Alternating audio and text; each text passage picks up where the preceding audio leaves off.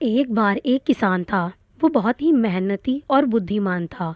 उसकी पत्नी अक्सर उनकी उसकी प्रशंसा करती रहती, लेकिन वह अपनी प्रशंसा से थोड़ा भी घमंड में नहीं आता, बस हल्का सा मुस्कुरा देता। उसके 3 पुत्र थे।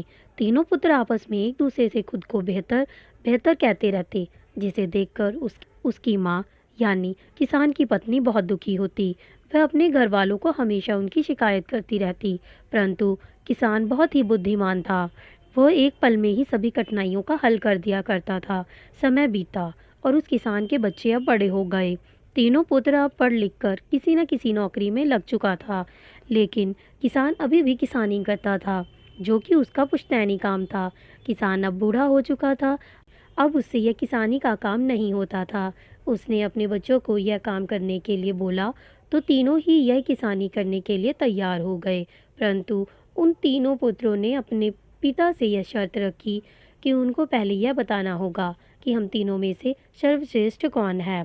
यह सुनकर किसान की पत्नी अचंभे में पड़ गई कि यह तीनों कैसा मूर्खता भरा सवाल पूछ रहे हैं, क्योंकि उनके माँ बाप के लिए तो तीनों पुत्र ही एक समान होंगे। बदले में किसान ने भी एक शर्त रखी कि वह जैसा बोलेगा उन्हें वैसा करना पड़ेगा।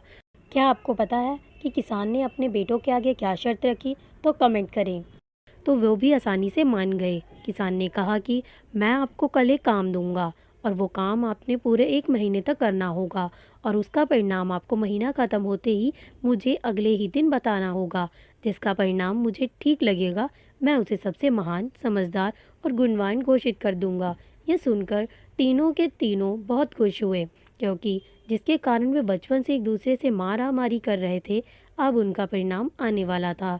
खैर, अगले ही दिन वे तीनों पुत्र किसान के पास गए और पास खड़े हो गए। उन्हें देखकर किसान बहुत खुश हुआ और बोला, तुम तीनों मेरे लिए महान, गुणवान और समझदार थे, और हमेशा ही रहोगे, क्योंकि यह दुनिया का दस्तूर है कि हर कोई एक दूसरे से ज़्यादा महान दिखने के दौर में लगा हुआ है। इसलिए मैं तुम तीनों को बस एक छोटा सा काम दूंगा, और तुम तीनों को वो छोटा सा काम 1 महीने में पूरा करना होगा। लेकिन अगर तुम वो नहीं कर पाए, तो तुम्हें तीनों में से कोई भी महान नहीं होगा। यह सुनकर किसान के पुत्र हंसने लगे कि छोटा सा काम और हम ना कर पाए। पिताजी, आप काम तो बोलिए। किसान उन्हें काम बताने लग गए। किसान ने अपनी पत्नी को बोला कि अंदर से 3 आम लेकर आओ, और एक एक आम इन तीनों को पकड़ा दो। किसान की पत्नी ने ठीक वैसा ही किया।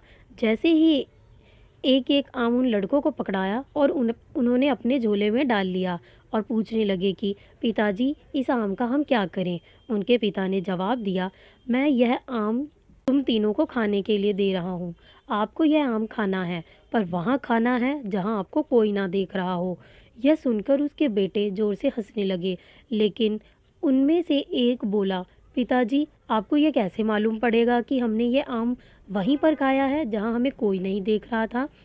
तो किसान ने झट से बोला, मुझे यह मालूम पड़ जाएगा, क्योंकि यह आम जादुई है। ठीक है पिताजी। यह कहकर उसके तीनों पुत्र घर से निकल गए और अपनी यात्रा पर गए।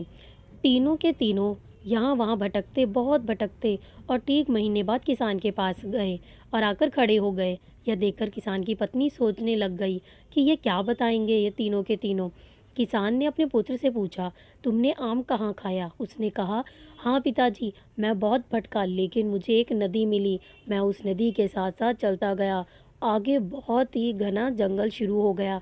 मैं जंगल के बहुत अंदर तक चला गया था।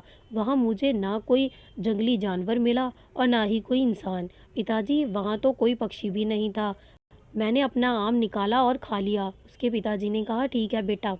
किसान ने दूसरे पुत्र से पूछा, क्या तुमने अपना आम खत्म किया? उसका दूसरा पुत्र बोला, जी हाँ पिताजी, मैं भी बहुत भटका, लेकिन मुझे ऐसा कुछ ना मिला। परंतु इधर उधर भटकने के बाद मुझे एक गुफा मिली। मैं उस गुफा में प्रवेश कर गया। उसके अंदर बहुत अंधेरा था। मुझे वहाँ कोई नहीं मिला।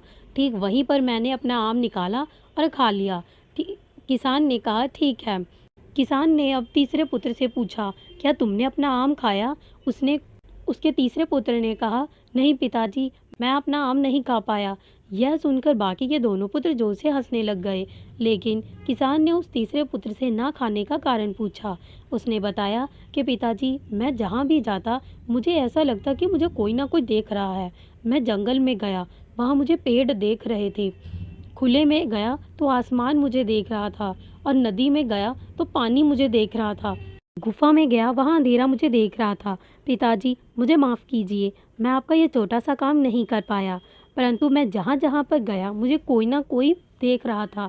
यह सुन वो किसान मुस्कुराया और अपने बेटे को गले लगा लिया और बोला, तुम ही इन दोनों में से सबसे महान हो। तुमने बिल्कुल ठीक कहा।